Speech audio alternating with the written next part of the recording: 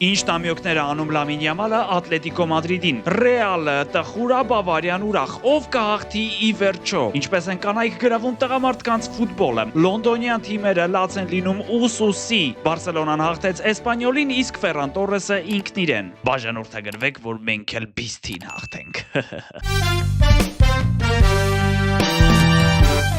Պատմական իրադարձությունը տեղի ունեցել իսպանական Լա Լիգայում, Ֆերրան Տորեսը ուղիղահարվածել, լուրջ, 2 անգամ, փիղ լինեմ, 2 անգամն էլ գոլ է եղել, անհավատալի է, ես էլ չէի հավատում մինչև սեփական աչքերով տեսա, 2 անգամն էլ Յամալը դարձավ գոլային փոխանցման հեղինակ ու այս առիթով Ֆերրանը մեզ մոտ էր և շատ անկեղծ գտնվեց, Բարսելոնան 4-1 շատ վստահ հաղթանակ տարավ հարևանների նկատմամբ, հարևանը Ռեալն է, Էսպանյոլը փոքր աղբերն է, ճիշտ ասում գիտեք, ու սա ավելի նման էր մեծ և փոքր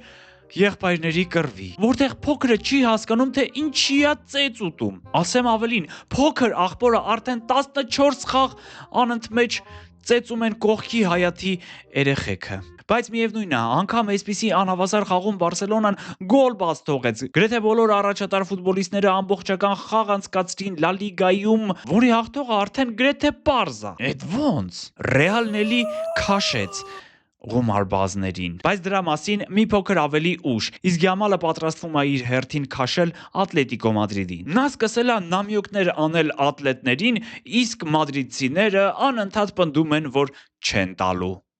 ինչի մասին է խոսքը, Յամալը անուղղակի կերպով ասել է, որ ատլետների դեմ խաղում Լեբրոնը անելու, գիտեմ, շատ անհասկանալի է հնչում, դրա համար այս թեման բոնուսի տեսքով ավելի կպարզաբանենք, իսկ Բարսելոնան իր հաղթանակով շատ մեծ քայլ արեց Լա Լիգայի պարզաբանման շրջանակում, մի ամիս առաջ Անգլիայի Պրեմիեր լիգայում էլ գրեթե ամեն ինչ պարզ էր թվում, բայց Արսենալը, ախ այդ ամբախ Արսենալը, էլի սեզոնի վերջում ոտքը գազից հանում է ոնց որ, Sport Comedy-ին շատ մոտ կանգնած աղբյուրները Լոնդոնից պնդում ու շեշտում են, որ Միկել Արտետան փորձում է որոշել, թե որ տիտղոսի համար պայքարի ու դրա համար ղուշ գիր է անում, ուղղակի իր կոպեկի երկու կողմում էլ կրիա է պատկերված, չի հենց կրիա, դե մեկ կրիան է տենց դանդաղ շարժվում, մեկ էլ Արսենալի ֆուտբոլիստները, մասնավորապես պաշտպանները, Բորնմութի դեմ խաղում նախ տոտալ ձախողեցին պաշտպանական գիծը գծելիս, հետո էլ Ալեքս Սկոտը առանց գեթ մեկ դիմադրություն զգալու ճեղքեց Արսենալի հետևակային գումարտակը, ու անգամ ամենակարող յոկերեշի 11 մետրանոցը չփրկեց Արսենալին, զինագործ ֆաները երազում էին, որ Չելսին հաղթի Սիթիին, բայց արդյունքում էս մեր հոպարը սկսեց բոթլինգ անել,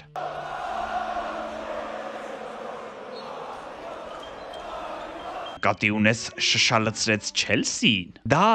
հոպարի սիրած թիմը արեց, իսկ ահա հենց հոպարը այդպես ծաղրում էր Արսենալին, քանի որ Բրիտանիայում bottling it արտահայտությունը նշանակում է ձախողվել, պարտվել վերջին վայրկյանին, բայց ոնց որ հոկտեմբերյանցի հոպարը, ինձ էլ սկզբից տենց թված, ու առաջին հայացքը սովորաբար խաբուսիկ է լինում, խաբում է, ինչպես դոկ ուներ խաբում Չելսիի պաշտպաններին, խաղից հետո էլ թե բա չեմպիոնական մրցավազքը նոր է սկսվում, ու իրոք 6 միավորի տարբերություն այս պահին, Սիթին մեկ խաղ պակաս է անցկացրել, մի հատ էլ իրար դեմ խաղ ունեն դեռ, մյուս շաբաթ այդ խաղը ինչքան գիտեմ, ճիշտ գիտես, բայց մինչև դա ՉԼ քառորդ եզրափակչի պատասխան խաղերն են, որի շրջանակում Ռեալը հյուրա գնալու Բավարիային, բայց այնքան էլ ուրախ վիճակում չի, Կիլիան Մբապեին դիկտատոր գնդապետի կերպարն այնքան է դուր եկել, որ իր թիմակիցներին առավոտից շարել ու չի ցրում, պոստերը լավ չեն պահում, հա, ով հասցնում խփումը, Ժիրոնայի դեմ խաղում Ֆեդերիկո Վալվերդեն հերթական շքեղ գոլը խփեց, բայց դա չօգնեց, որովհետև Ժիրոները հետ չմնացին, Տոմա Լեմարի գոլն էլ շքեղ ստացվեց, Էս էր էս խաղին, դրանից հետո Ռեալը ինչքան փորձեց, ինչքան տանջվեց, ինչքան քրտնեց անհատական մակարդակում, միևնույն է ոչինչ չկարողացավ փոխելու արդյունքում 9 միավոր է հետ մնում Բարսելոնայից, ինչ եք կարծում, չեմպիոնական մրցավազքը փակվեց, գրեք ձեր կարծիքը։ Բայց Ռեալից էլի գողացան հաղթանակը։ Էդ ոնց։ Մբապեի քիթը ջարդեցին պենալ չդրեց։ Շատ խնդրահարույց դրվագ էր, բայց միևնույն է, Ռեալի խաղը էլի սկսեց չհամոզել ու հիշեցնեմ, դա սկսեց այն պահից, երբ Մբապեն եւ Բելինգեմը վերադարձան։ Իհարկե, նրանց ժամանակ է պետք վերադարձնել մարզավիճակը, բայց ինչի գնով։ Արչևում Չեմպիոնների լիգայի խաղերն են պատասխան, ինչին Ռեալը իհարկե տխուր տրամադրությամբ է գնում, ինչը չես կարող ասել Բավարիայի մասին։ Գերմանական գրանդը սեփական ռեկորդներն է թարմացնում։ Սանտ Պաուլին հաղթեցին 5-0 հաշվով։ Հեռավոր 1971-72 թվականների մրցաշրջանին ակումբը խփել էր 102 գնդակ մեկ մրցաշրջանի ընթացքում, որը թարմացվեց մի քանի օր առաջ։ Այդ խաղում Գորեցկան կրկնեց ռեկորդը։ Օլիսեն խփեց 103-րդ գոլը, 104-ը Նիկոլաս Ջեքսոնը, 105-ն էլ Գերեյրոն։ Գոլային մեքենա էլի։ Շատ գոլեր կլինեն, թե ոչ Չեմպիոնների լիգայի խաղերում, կիմանանք այսօր ու վաղը։ Իսկ մինչ այդ ծանոթացեք այդ խաղերի աֆիշային, որը կարող է լինել մի շատ լավ ընկերության անունով։ Գրեք, եթե ուզում եք։ Ապրիլի 14-ին ճակատի կտան Ատլետիկո Մադրիդ, Բարսելոնա եւ Լիվերպուլ Պարի Սեն-Ժերմեն զույգերը։ Ապրիլի 15-ին Արսենալը կընդունի Սպորտինգին, Բավարիան Ռեալին ու արդյունքում կիմանանք կիսաեզրափակչի մասնակիցներին։ Ապրիլի 16-ին հետաքրքիր խաղեր է սպասվում Նոթինգեմ Ֆորեսթ, Պորտու եւ Բետիս Բրագա զույգերի միջև Եվրոպա լիգայում։ Առաջին խաղերն ավարտվել են 1-1։ Զավեշտալի դրվագներ են տեղի ունեցել բրազիլացիների եւ տեսախցիկների միջև։ Թուրքական Ֆեներբախչեում հանդես եկող Էդերսոնը խաղի ընթացքում վնասվածք էր ստացել եւ գալարվում էր ցավից։ Ու այդ պահին կամերան որոշում է ամենամոտիկ կետից ֆիքսել բրազիլացու ցավերն ու ոնց որ ասեր իմ սև սիրտակով վարդագույն օպտիկան։ Բոլորին է հայտնի, որ Նեյմարը ընկերական հարաբերություններ ունի տեսախցիկների հետ։ Եվ ահա Ատլետիկո Միներոյի դեմ խաղի նախավարժանքին Նեյմարը տեսախցիկների առաջ յամալ էր անում։ Aqui dando popô. Nem imagino pra vocês. Tá com dando popô, né, Majun? Dando popô. Բայց Նեյին ոնց որ այնքան էլ դուր չէր եկել իրեն նկարող օպերատորն ու որոշեց վրեժ լուծել։ Ամեն դեպքում խաղի ընթացքում հալկը շատ դաժան գտնվեց Նեյմարի հանդեպ։ Ահա թե ինչու չի հրավիրվում հավաքական։ Մի հալկը ինչա որ չի կարողանում անցնել։ Չելսին մեր առաջին ու թերևս գլխավոր հակահերոսն է Սիթիի դեմ խաղով։ Արի Տոտենհեմին էլ միացնենք։ Հաստատ, տենց կենաց ավելի քաղցր կլինի։ Չնայած ինչի եմ փոքր վերցնում։ Ամբողջ Լոնդոնը վերջին օրերին իրեն ամենավերջին հակահերոսի պես պահեց։ Արսենալը պարտվեց ու լուրջ հարցականի տակ է դնում չեմպիոնությունը։ Չելսին տանջվում է իր լիքը ֆուտբոլիստների ձեռքը ու մարզիչներին փոխում է ավելի հաճախ, քան որոշ մարդիկ իրենց գուլպաները։ Բայց այդ Տոտենհեմը սատկացնում է բոլորին, վատ իմաստով իհարկե։ Լոնդոնյան թիմը գլխավորեց Դե Ձերբին, բայց միևնույն է, դա էլ չօգնեց, քանի որ նրանք պարտվեցին Սանդերլենդին ու վստահ քայլերով գնում են դեպի Չեմպիոնշիփ։ Մանչեսթեր Յունայթեդի նախկին ֆուտբոլիստ Մարկուս Ռոխոն կեղտոտ պահվածքով է աչքի ընկել։ Նա հանդես է գալիս արգենտինական Ռասինգի կազմում ու River Plate-ի դեմ խաղում նոլն ու ֆազը կպան իրար։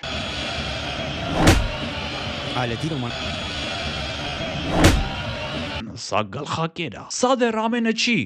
Կարմիր քարտը ստանալուց հետո նա շարունակում էր բուրըն կերպով վիճել։ Տենց լավ չի ախպեր, մի հատ էլ մրցավարին բոքսի ու գնա բոքսի։ Լիվերպուլը իր ղեկավարությամբ հանդերձ մեր հաջորդ հակահերոսն է, բայց Ֆուլհեմին հաղթեցին։ Մի հատ կրեցին, հեսա մի 3 հատ էլ կհագնեն։ Ու սենց հետույքային վիճակում ակումբի ղեկավարությունը որոշել է բարձրացնել տոմսերի գները։ Ու բնականաբար ֆանատներին դա ընդհանրապես դուր չի եկել։ Ֆուլհեմի դեմ հաղթական խաղում եկել ու պաստառներ են բացել։ Ոչ տոմսերի գների բարձրացմանը։ Վան Դեյքը ղեկավարներին կոչ է արել կոմպրոմիսի գալ, իսկ նրանք թե բա բարձրացումը անխուսափելի է, քանի որ ահա որ ինֆլյացիա է մոտենում։ Դե ֆաներին էլ ուրիշ բան չէր մնում, քան կեղտոտ բառեր օգտագործել։ Մտցրեք ձեր գները ձեր քամակը։ Դուք ագահ ապիկարներ եք։ Լիվերպուլում շունը տիրոջը չի ճանաչում։ Հաֆ։ Մինչև բուն հերոսներին առաջարկում եմ մի քիչ զվարճանալ։ Բավարիայի երկրպագուներից մեկը իրենց ֆուտբոլիստների փստլնքոտ ավախտերի նկարներ ներբերել, որ ֆուտբոլիստները ստորագրեն։ Օրինակը Լուիս Դիասը տիպիկ ապագա նարկոբարոն, բալը Ջոնաթան Տան, պալի տեղավ, որ Բարսայի ֆան է եղել։ Ուղղակի, քանի որ Կատալոնիայում այդքան փող չի ֆռում, նա ընտրեց Բավարիան։ Ինչ գիտես, կարող է հիմա չի սիրում։ Կարող է,